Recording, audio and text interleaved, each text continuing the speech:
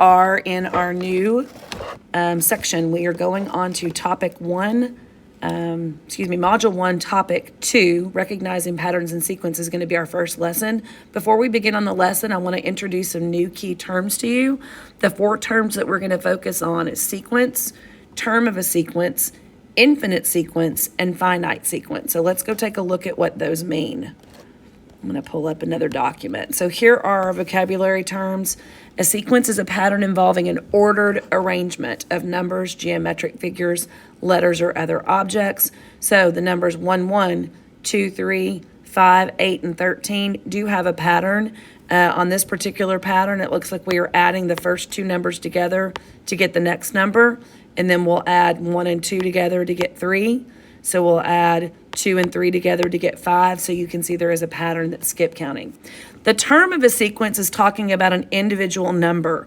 So for example, in the sequence 2, 4, 6, 8, 10, the first term is 2 because it's the first number in the sequence. The second term is 4. Third term is 6.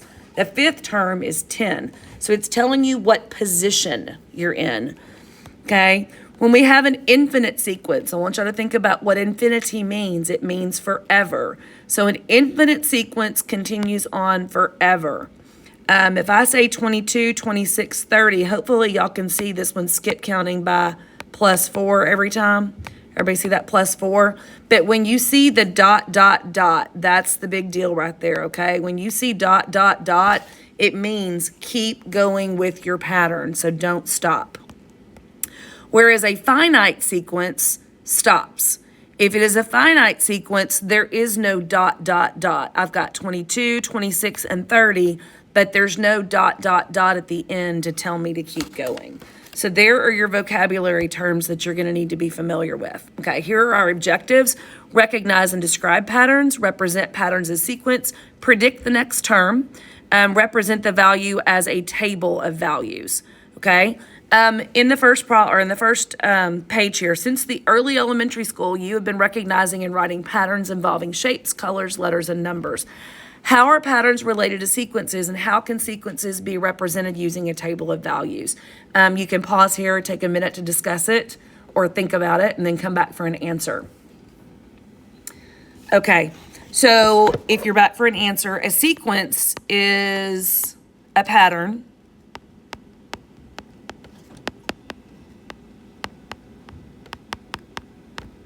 Okay, and it could be, in math, we can use numbers, we could use geometric figures,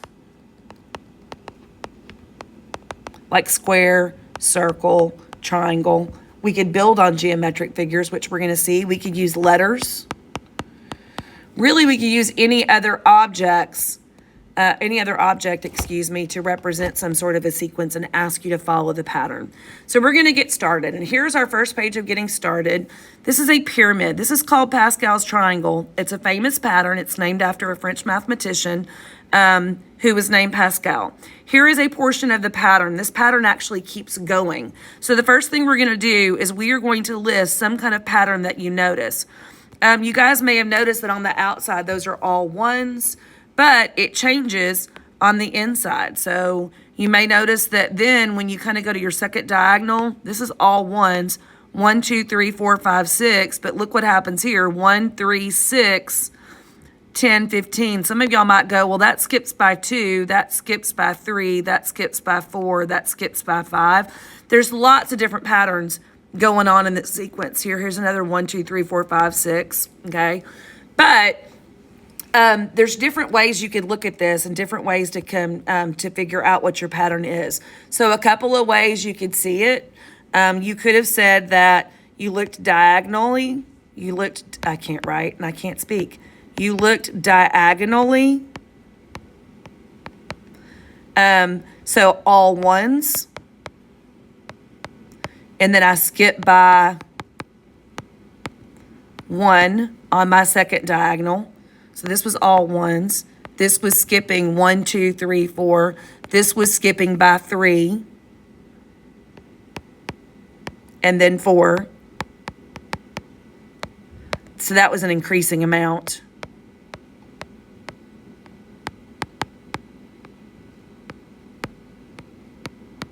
So again, 1 plus 2 is 3, plus 3 is 6, plus 4 is 10. So actually, did I say skipping by 3? Skip by 2 first. So there was a pattern. Now look at each row and see if you can come up with a pattern for each row. On my first row, you can pause this and try to do it. I have a 1, and then I have 2 1s, and then I have a 1 2 1, and then I have a 1 3 3 1. See if you can come up with a pattern for that. You can pause. Okay, here is the pattern. On any given row, if you want to know the number in the middle of 2 terms above it, add them together. So I have a 1 plus 1, I get 2. I have a 1 plus 2, I get 3. 2 plus 1 equals 3. Above this side, it's just a 1. There's only one number coming down. Okay, on the next row, there's only 1 coming down, but 1 plus 3 equals 4. 3 plus 3 equals 6. 3 plus 1 equals 4. So do y'all see how every time you get a new number, it came from the 2 numbers above it? Okay, so it's always adding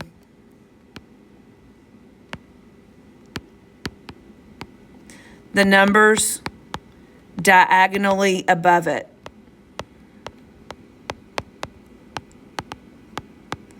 And again, when you're looking at numbers like this one right here, it only has one number diagonally above it. That's why it's just a 1. Okay, so describing the pattern within each row. There is also a pattern within each row. We're not going to get too detailed in this. Let's see if you can come up with, we're going to skip all the way down to, can you come up with the next 2 rows? So I'm going to practice that. Go ahead and pause it, see if you can do it on your own, and then you can come back and watch along with me. So on my next row, the first number, this one's just a diagonal of a 1, but I have a 1 plus a 6 to get me a 7. I have a 6 plus 15, which is going to get me a 21. I have 15 plus 20, which is going to get me 35. 20 plus 15, which is also 35.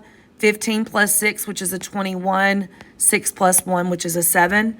See if you can do your next row. I'm going to just do it quietly.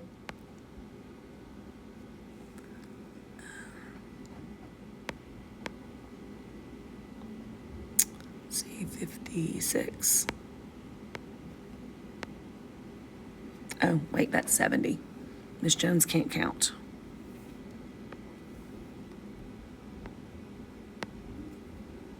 Oh, I skipped a number over here somewhere. There was a 7 and there was a 1.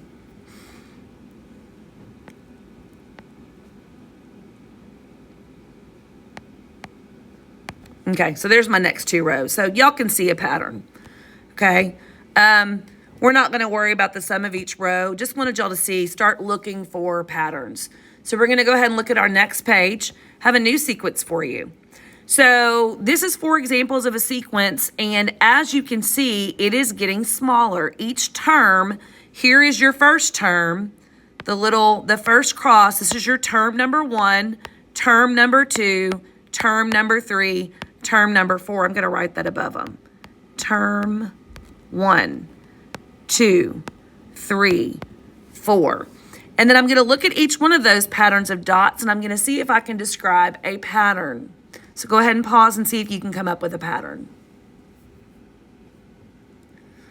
Okay, hopefully what you could see is it was getting smaller. So the first thing I wanted to know is how much smaller it was getting by.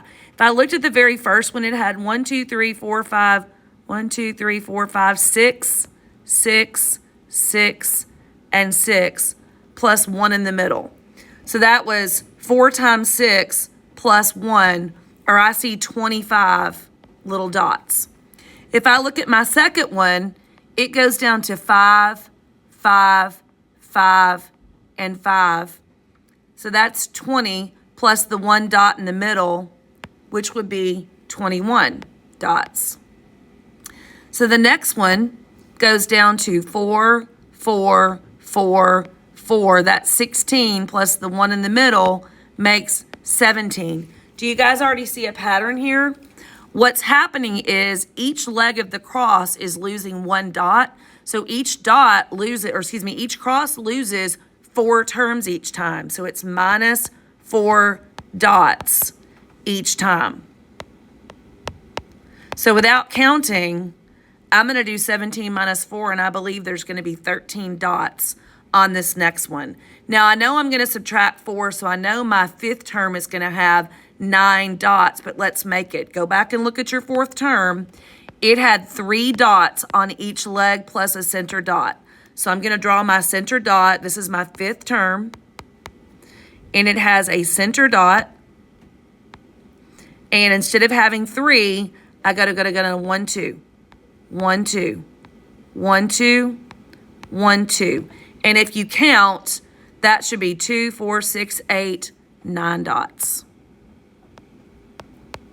Okay, my next one, my sixth term.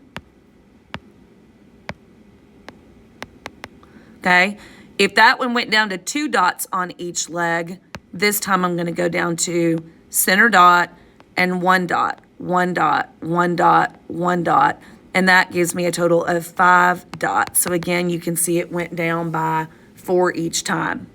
So if I was going to represent the dots in each of the 7 figures as a numeric sequence, all I'm doing is I'm listing the numeric values.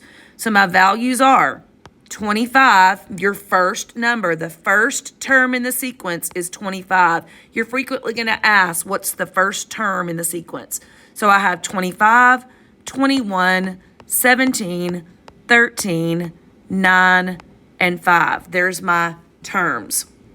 Now, guys, I can also represent this in a table. Looking familiar yet? Thinking like X, your input, Y, your output.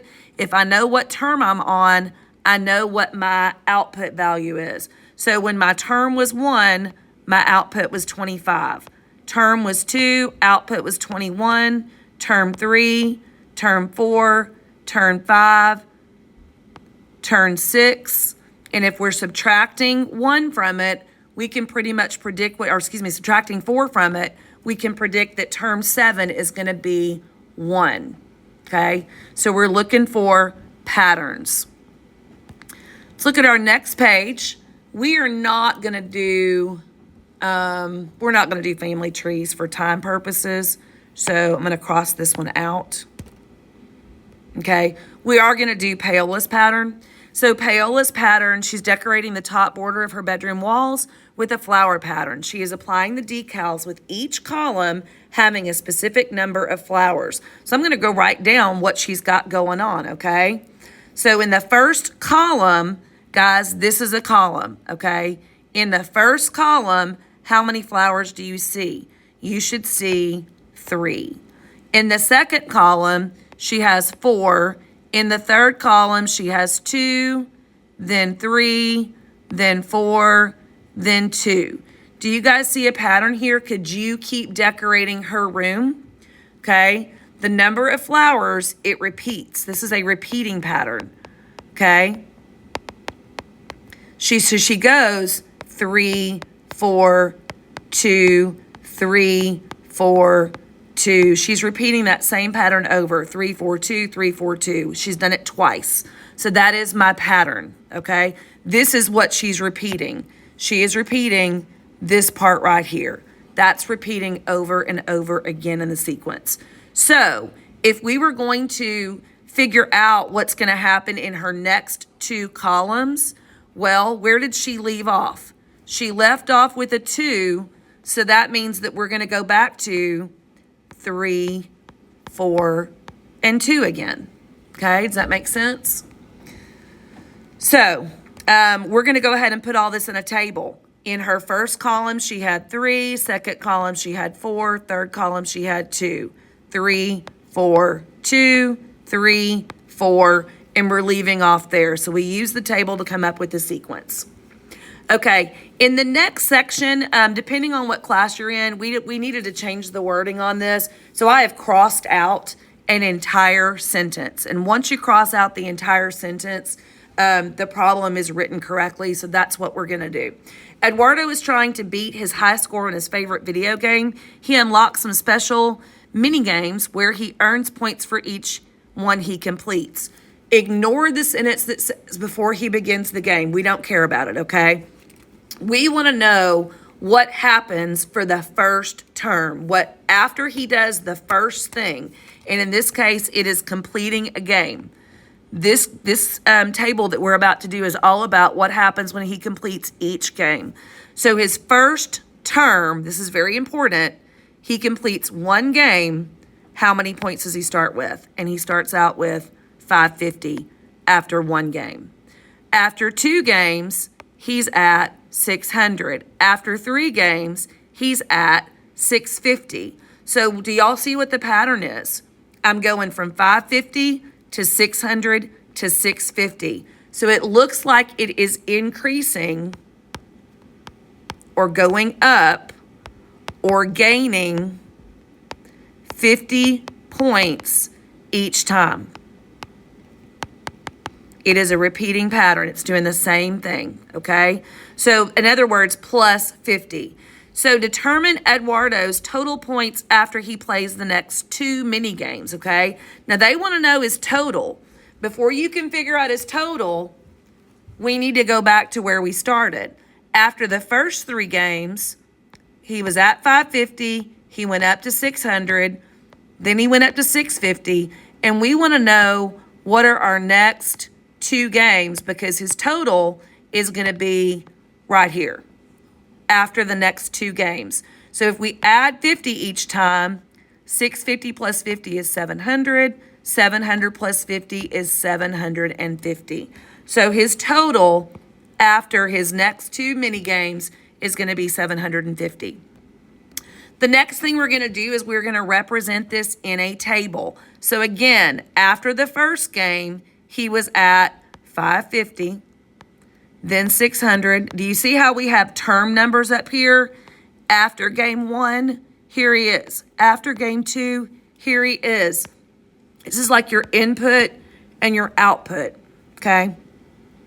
So then he goes up to 650, 700, 750, 800. And guys, I want to point out to you, this can be graphed, okay? If you're measuring 2 things and they are related to each other, there is a relationship between the game he's on and his points. I could graph that relationship. That's a function, okay? We're going to go to activity 1.2. And we are going to look at a couple of these patterns. So there are some different patterns that could generate a sequence of numbers. For example, you may have noticed that some of the sequences in the previous activity were generated by performing the same operation using a constant number. And that was like the triangle. I'm sorry, that was like Eduardo. In other sequences, you may have noticed a different pattern. Pascal's triangle was different.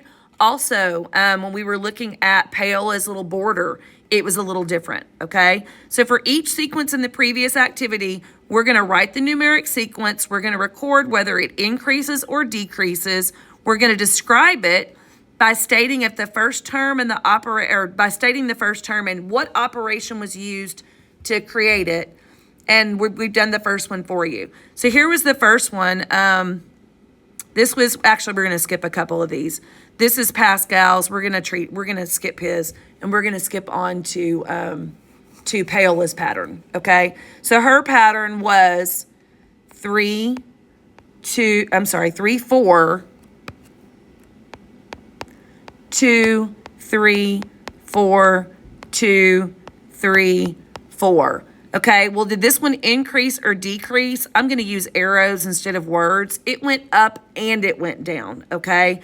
So how did we do it? We began at 3 and we repeated the same pattern. So we repeated a 4, 2, and then another 3, 4, 2. So we did 3 and then we did a 4 and 2 and then we repeated that pattern, okay? For our gamer guru, our numeric sequence, where did he start in his sequence? Well, he started at 550 and he went to 600, 650, 700, etc. This one only went up, and on this one we added. So we had to begin at 550, and we added 50 each time. Okay, so we're looking for what is the pattern. All right, what sequences are similar? Hopefully you would say that the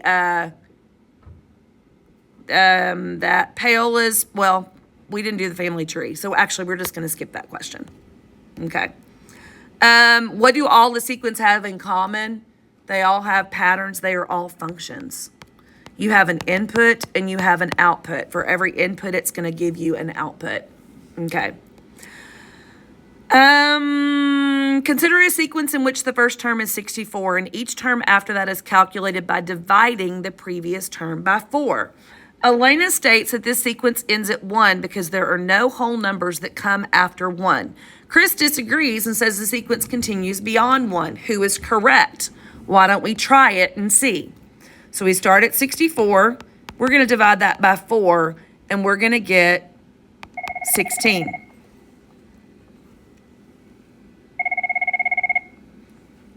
Then we're going to divide by 4. Ignore the ringing, sorry guys. And we're going to get 4. We're going to divide by 4, and here's the problem where Elena says, you got to stop at 1, and Chris says, no, we can keep going.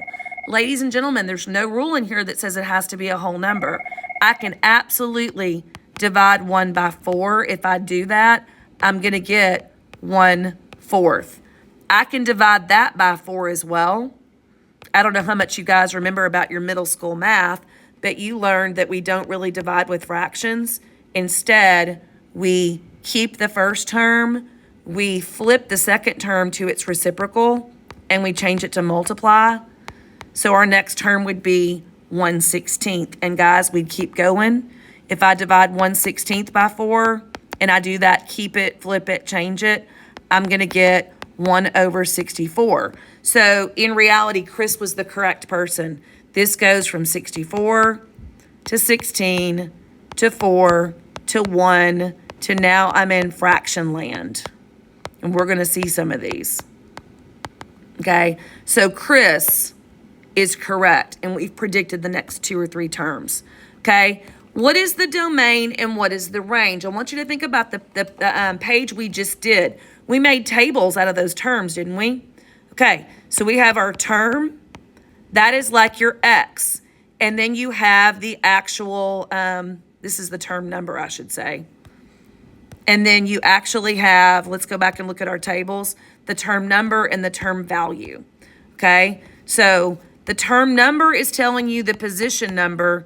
The term value is telling you what number goes on the list.